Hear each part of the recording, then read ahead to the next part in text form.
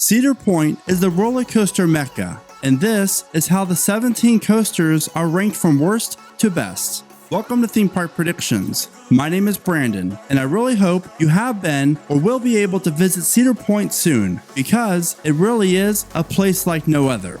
Now, starting off the list with the worst roller coaster at Cedar Point, and that would be, of course, the way overrated Magnum XL-200 at number 17. Now, did I just make you think, what the heck? If so, good, because number 17 would be Wilderness Run. Cedar Point's airtime-filled Intamin kiddie coaster may only reach top speeds of 6 miles an hour, but don't let that fool you, because this coaster is pure intense, and that is if you're 36 inches tall. Number 16, Woodstock Express. Sadly, this is the last Vekoma to open at Cedar Point, and that was way back in 1999. This family attraction is the perfect middle ride for the younger riders. Woodstock Express is also one of the very few clone coasters at Cedar Point. Now, I am hopeful that this will not be the last Vekoma to open at Cedar Point, because any new Vekoma coaster would be a great fit for the point. Number 15, Cedar Creek Mine Ride. This classic aero mine train is located in the perfect setting. While the ride itself might beat you up a little bit, okay, well, maybe more than a little bit, but it's still a fun, must-ride coaster. Just remember what you're getting yourself into before you ride. Number 14, Corkscrew. The world's first roller coaster to flip riders upside down 3 different times is a fairly rough coaster, and there's a good chance that you're probably only going to ride this coaster once during your visit. My recommendation is sit in the very front row of each car, because there's going to be more leg room, and then start praying as you're going over the lift hill that you don't get any bruises. Number 13, Iron Dragon. I've always called this classic aero suspended coaster Dragon Iron instead of Iron Dragon. While this isn't the best coaster in the park, it is a must-ride for everyone over 48 inches tall. Iron Dragon features 2 lift hills, lots of near misses, and a mist-filled ending over the lagoon, which makes this ride a Cedar Point staple. Since these rankings are based on my opinion, there's a great chance that you will not agree with each of these placements. But that's the thing I love most about ranking videos, because of the curiosity of other people's opinions. Number 12, Rougarou.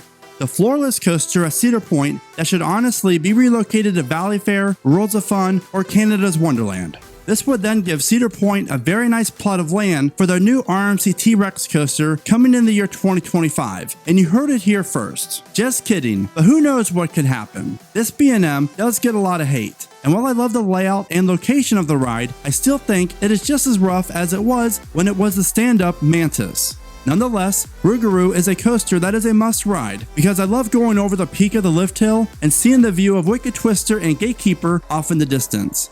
Number 11, Blue Streak.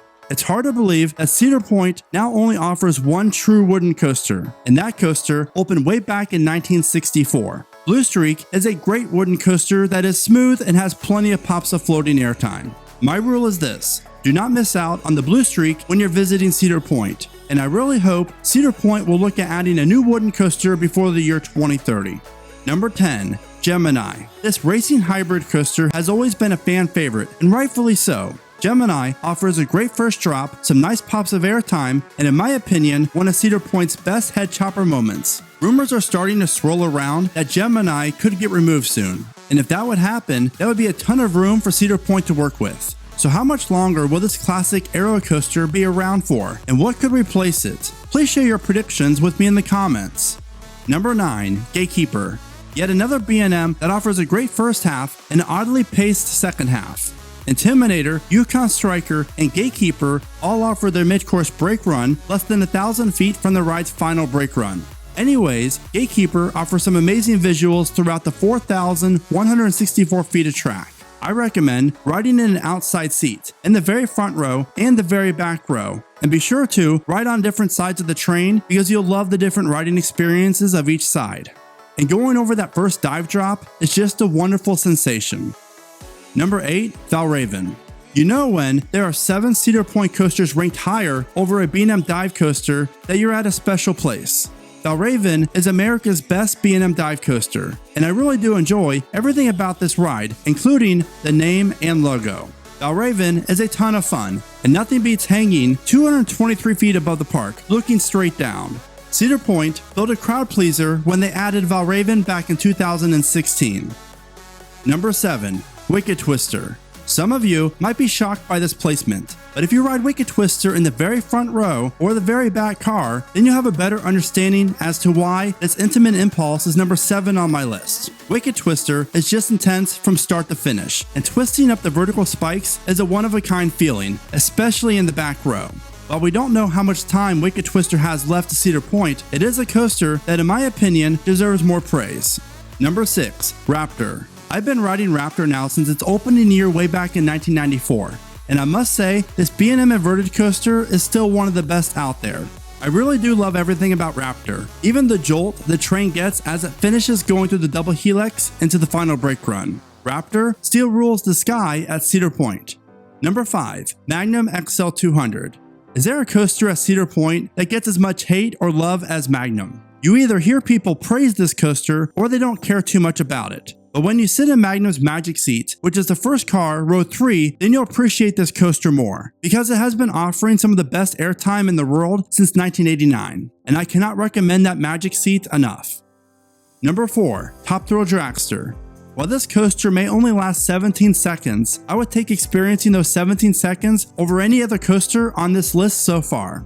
Dragster is pure adrenaline, and unlike Kingda Ka, you don't have the overhead restraints, and you just have the Intamin T-bar restraints, and that helps make Dragster very smooth. While Dragster might not be the world's only strata coaster anymore, there's no denying it's not the world's best. Number 3. Millennium Force. I knew after I got off riding the world's first true Giga coaster on opening day, the year it opened, that this coaster would always be one of the best in the world. And while Millennium isn't in my top 10, it's still a coaster that in my opinion gets better with age. Daytime rides on Millennium are great, but night rides are a requirement. And now for the final 2 coasters at Cedar Point. And the beautiful thing about these 2 Scream Machines is, after I get off one, I think it's better than the other. Then I go ride the other one, and again I change my mind. But after a lot of thought, in my opinion, the second best coaster at Cedar Point is Maverick. This Intamin might not be the tallest, 105 feet, or the fastest, 70 miles an hour, but it really is a thing of perfection. Maverick offers everything you could possibly want in a coaster: airtime, a great first drop, inversions, launches, no dead spots, quick transitions, more airtime, comfortable trains, water elements, and I could go on, but I think you get the point. Maverick is hands down one of the best coasters you'll ever ride, and it goes to show you that bigger and faster and longer doesn't make for a better ride all the time. Number 1. Steel Vengeance. I visited a few weeks after Cedar Point opened Steel Vengeance to the world, and let me tell you, it was the wildest roller coaster experience that I ever had, and instantly became my number 1 coaster. My first rides on Steel Vengeance were before the train slowed down at the mid-course, and this made for the ending to be an out-of-control experience. Then I went back to Cedar Point about a month later, and this was when they started to slow the train down at the mid-course. And while Steel Vengeance was still an awesome coaster, it would never touch what type of experience that riders were able to get before they started slowing the trains down. Either way, Steel Vengeance is probably going to be your number 1 coaster after you ride it, because it is that good. Now the only thing I don't really care for about Steel Vengeance is the last 4 or 5 bunny hills leading to the final brake run. I really don't care for it when RMC tries to do too much like they do on a lot of their coasters to fill in a dead spot. To me, these little bunny hills aren't really enjoyable, and I would much rather have another barrel roll or 1 or 2 small airtime hills instead. Does anyone else think this way, or is it just me? Let me know in the comments. If you enjoyed this video, then please give it a thumbs up. Also, be sure to become the newest subscriber to Theme Park Predictions so you do not miss out on any of my future videos.